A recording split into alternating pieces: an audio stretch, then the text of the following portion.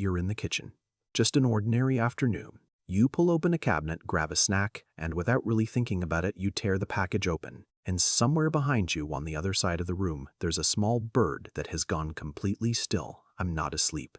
It's not distracting. It's just still. Its head is tilted at this very precise angle, and its eyes haven't moved an inch. And if you'd turned around at the exact right moment, you would have noticed something that most people never do. Your budgie wasn't watching the food in your hand. It was watching you. The way you walked to that cabinet, the specific sound your hand made on the handle, the time of day, the way you're holding your shoulders. It's seen this before. It remembers. And here's the thing that changes everything. What happens next in that kitchen isn't random. It never was. You know, here is what's actually happening beneath the surface of what you think is just a simple everyday moment. We all like to believe we're the ones running the house. We pick the food, we set the schedule, we decide when the cage opens and when it shuts. It feels like control. But your budgie? It's been building something you know absolutely nothing about, a complete, detailed, and constantly updated archive of you. Not of the house, not even of the food. It's an archive of you. Every time you walk into the kitchen, your bird is logging data. It knows the sound of your footsteps compared to anyone else's.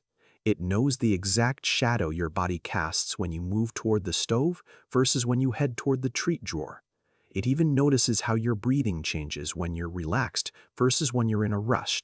This isn't just watching. This is active, purposeful mapping. It's the same cognitive process that keeps wild budgies alive in some of the harshest places on Earth, just redirected entirely toward understanding you. And somewhere inside that archive, there's information about your habits that should actually make you a little uncomfortable. Because some of the things you do in that kitchen, completely by accident, are being processed by a nervous system that was never designed to handle them.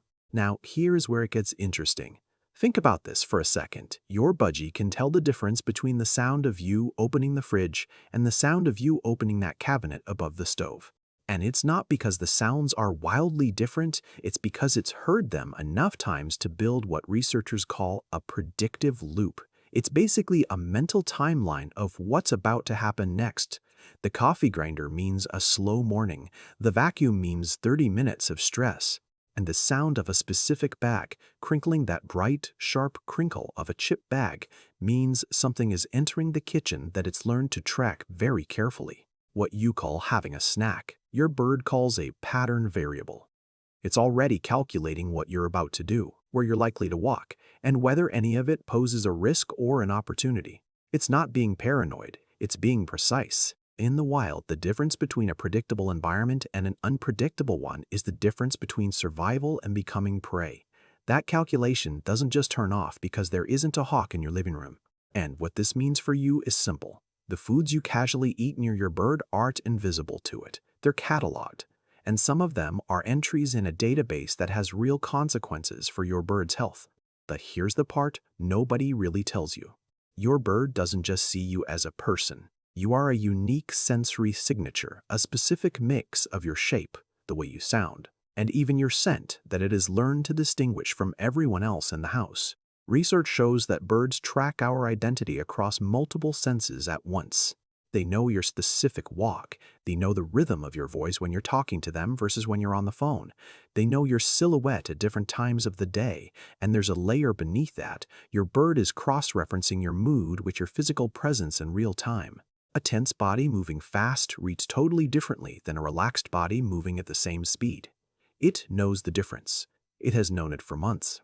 And that subtle distinction changes how it behaves long before you ever say a word or touch a cabinet handle. Now, flip this around. If your bird is this attuned to your emotional state, what happens when you bring something into the kitchen that is slowly, invisibly harmful? The danger doesn't announce itself. It arrives quietly, hidden in the patterns of your normal day, looking like everything else. You need to pay attention to this the next time you walk into the room. Maybe you're stressed. Maybe you're on autopilot. Watch your bird's pupils. Watch how the feathers on the back of its neck shift, almost imperceptibly. That's not a coincidence. That is a direct, involuntary response to your hidden emotional state. Budgies can read micro-movements in human posture that most of us wouldn't even consciously notice in other people. If you're tense, your bird tenses. If you're calm, it starts to engage. If you're moving through the kitchen, distracted, maybe with a piece of avocado near the cutting board or some onion out, your bird is processing all of it. It's filing that info into a system it uses to decide whether or not it's safe. Here's the reality. The most toxic foods for a budgie almost never look dangerous. They're just ordinary things from an ordinary kitchen, used in ordinary moments. Avocado, onion, garlic, fruit seeds. These things don't smell like a threat to you, and you handle them every single day without a second thought. Your bird is watching you handle them, and it has no way to tell you what it already knows. Think about the map your bird carries inside its head. In the wild, spatial memory is a survival tool. A budgie that forgets where the water is doesn't get a second chance. That same powerful brain is now redirecting that energy toward mapping you. It has designated regions in your home areas where your calm and food appears, which are safe zones it approaches with confidence. And then there are areas where you're unpredictable or loud zones it avoids or approaches with a watchful, suspicious posture you've probably mistaken for simple curiosity. You might think your bird is just sitting on a perch, resting.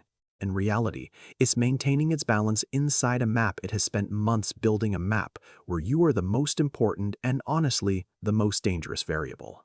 Not dangerous because you mean it harm. Dangerous because you're unpredictable. Because you don't always know what you're carrying, and because you don't speak its language well enough to realize when something you're doing is registering as a threat. Foods that harm budgies don't usually cause an immediate collapse. It's more of a slow accumulation. Liver stress, neurological issues, immune problems, the kind of damage that stacks up over weeks or months while your bird, to the casual observer, looks totally fine. So here's how this all comes together. You came into this video asking about food, what's dangerous, what's safe, what you should keep away from the cage. And that's a real important question. But here's the deeper truth. The biggest risk isn't always the thing you intentionally give them.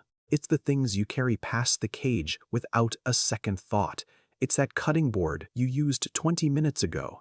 It's the invisible steam from a non-stick pan. It's the food you're eating right now, just assuming you're far enough away. And your bird? They've been watching all of it. They're logging it.